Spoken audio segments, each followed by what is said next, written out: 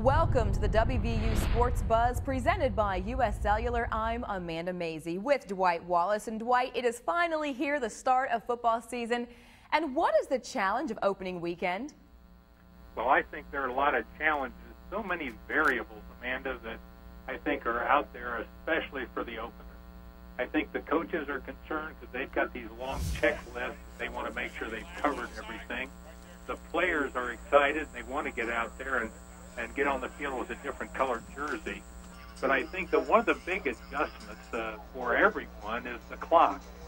And I think that you're used to going out in spring and practicing for a couple hours, then you go in August practices and practice for a couple hours, and all of a sudden you've got 60 minutes that you've been shooting for, and the urgency that's necessary sometimes is a surprise to those. I think our game 2 years ago was a great example of that over at Marshall, where I think the players were shocked to realize it was already in the fourth quarter, and Marshall had played great. They got off to a fast start. They were up, and we had to come up with a couple of last-minute drives in order to win that game. So I think getting used to that clock in the opener is one of the key things. Definitely. Now, we know the offensive threats for WVU, but defensively, how do you see things playing out?